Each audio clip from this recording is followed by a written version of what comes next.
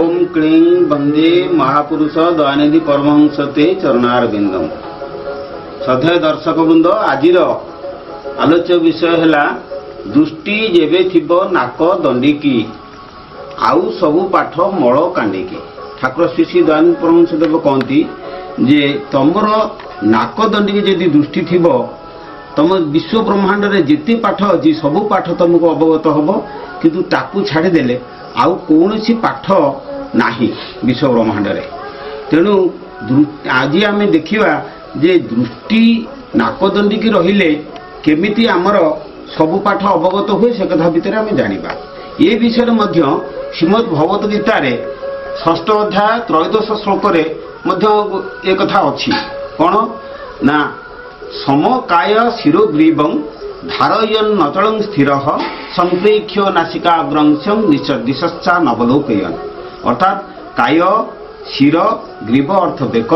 तेणु शरीर बेक एवं मस्तक तीनटा को समान करिकिरी समकाय स्थिर ग्रीवं धारयन् अचलन स्थिर स्थिर भाव में अचल एवं स्थिर भाव में धारण करिकी शरीर को समान भाव में रखिकी संप्रेक्ष्य नासिकाग्रंशं संपूर्ण रूपे प्रेक्ष्य माने निरीक्षण करिकी स्व नासिकाग्र को तमे बस ध्यान करिकी बस। तेणु ए नासिकाग्रर ध्यान करिकी बसिबार विशेषत्व कौन ताहा आज आम आलोचना करिबा। जे बहुत साधक अछंती जो माने त्रिकुट को दृष्टि करती, किंतु नासिकाग्रर दृष्टिर महत्वटा कौन आम आज आलोचना करिबा। त्रिकुट को जो माने ध्यान करती ताकू साधक माने कहती जे ताहा होचे संभावी मुद्रा, किंतु नासाग्र को कहा जाए त्रिकोणी मुद्रा। कारण जे त्रिकुट एवं त्रिकोण नासाग्र को कहा जाए त्रिकोण। यही त्रिकोण रे ध्यान कले कौन हुए एवं त्रिकुट रे ध्यान करे कौन हुए। त्रिकुट रे ध्यान कले आमर ललाट चक्र उपरे प्रभाव पड़े एवं आमर आज्ञा चक्र खोले। मात्र त्रिकोणी मुद्रा अर्थात नासाग्र को दृष्टि कले कौन हम ना आमर आधार चक्र उपरे प्रभाव विस्तार करे। तेणु नासाग्र को दृष्टि करने द्वारा आधार चक्र रे पवन संचालित होई आधार चक्र रे थिबा जो कुंडलिनी शक्ति से जागृत हुअंती। कुंडलिनी शक्ति जागृत होई आमे आधार चक्र रु धीरे धीरे धीरे धीरे पवन उठी उठी आसी जेतले ललाट चक्र रे पहुंचे सेतबेले साधक सिद्धि लाभ करे। सेथिपई साधकर प्रथम साधना हैला जे आधार चक्र रे पवन उत्तेजित करिबा। तेणु आधार चक्र को उत्तेजित करबा पे हेले नासाग्र होची निहाते दरकार। एवं नासाग्र रे दृष्टि जेतले निबद्ध हो जाए मन पवन उभय जाइके आधार चक्र रे जाइके स्थिर हुए।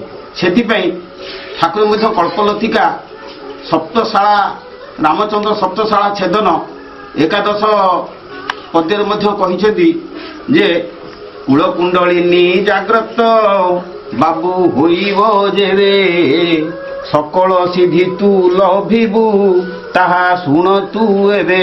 अर्थात कुलकुंडलिनी जो आमर अच्छी आधार चक्र पाखरे कुंडलिनी शक्ति विराजमान करिसेंती सी जेतबेले जागृत हेबे सेतबेले साधक संपूर्ण प्रकार सकल सिद्धि से लाभ करे। तेणु साधक प्रथमे जेकोसी गोटे आसन रे बसी सी नासाग्र को दृष्टि रखी शरीर को स्थिर करिकरी जेतबेले गुरु नाम स्मरण करे सेतबेले तार आधार चक्र उपरे प्रभाव विस्तार हुए। से आधार चक्र रे मां कुंडलिनी कौन करचंती ना बाण लिंग को 3.5 घेरा बेष्टन करिकी निजर लांज को निज मुखरे से भक्षण करिकरी से जगह सुप्त अवस्था रे रहिचंती। साधक जेतबेले वायु साधना करी पवन साधना करी नासाग्र रे दृष्टि करिकी संपूर्ण रूपे जेतबेले मनोनिवेश कर दिए स्थिर अवस्था को पड़े जाए सेतबेले कौन हुए ना धीरे धीरे धीरे धीरे पवन से जगह ऊपर को उठे। उठी साइला परे से चक्र भेद करिकरी ऊपर को आसे। आउ ज्ञान भक्ति प्रेम ये सब गुड़िक से जगह आसे। परस्पर भितर मन भितर गोटे स्नेह ममता जागृत हुए। काया शरीर शोधन हुए आमर चित्त शुद्धि हुए एवं भक्ति मध्य जागृत हुए। सेथिपई नासाग्र रे दृष्टि होची सर्वादौ कर्तव्य।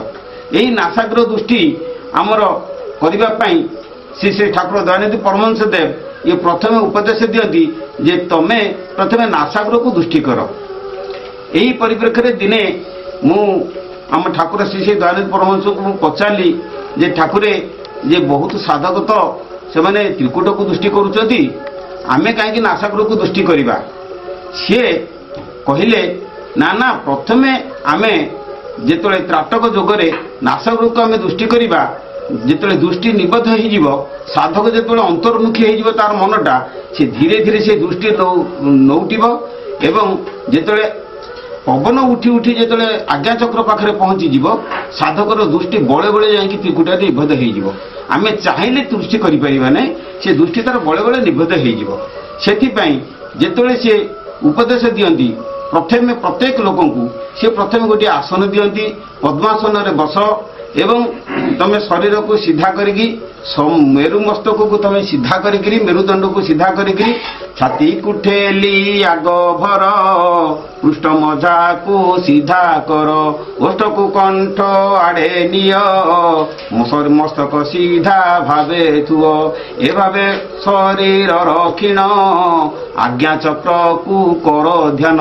ये गोटे कथा आसीगला जे सी तो कहले नासाग्र को दृष्टि करिया पुणी आज्ञा चक्र कौन ध्यान करवा नाई मन थी आज्ञा चक्र किंतु दृष्टि थी नासाग्र तेणु दृष्टि नासाग्र थी मन आज्ञा चक्र थी यही फर्मुला आमे जदि नासाग्र नासा मूल पवन नासाग्र पर्यंत आसूची यही को आम ध्यान करवा मु रही त्रिकुटे किंतु दृष्टि रही तलू कारण आम निम्न दृष्टि कले आमर भाव आसो जे आम ऊर्धर अच्छा कि आम ऊर्ध्व दृष्टि कले आमर भाव आसो निम्न अच्छा ऊर्धरे साधक जो ऊपर को गति करने चेष्टा करे से सी कौन करे ना नासाग्र दृष्टि रखे नासाग्र दृष्टि रखिले तार ऊर्ध्वगामी हुए निजे ऊपर को जाए किंतु नासाग्र निम्न दृष्टि करें तेणु यही निम्न दृष्टि करी बहुत साधक साधना बेले सिद्धलाभ कर गीतार त्रिकोणी मुद्रा कहुई नासाग्र दृष्टि हूँ एकांत आवश्यक प्रथमे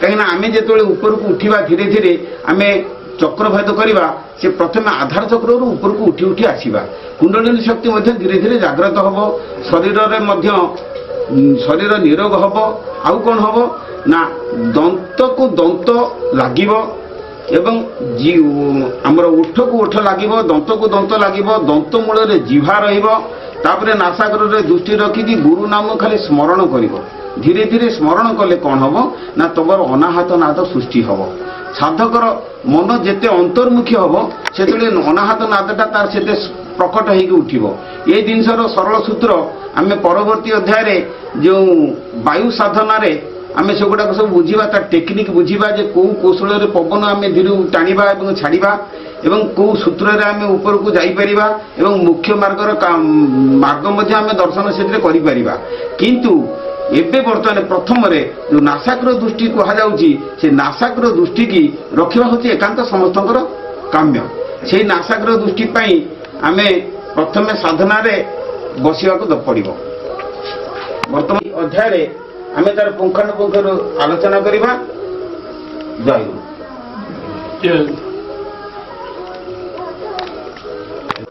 गुरु। आज जी आलोचना करागला यार परवर्ती कथा गुड़िक सब धीरे धीरे आम यूट्यूब माध्यम जानिबा। आज एतिकी जय गुरु।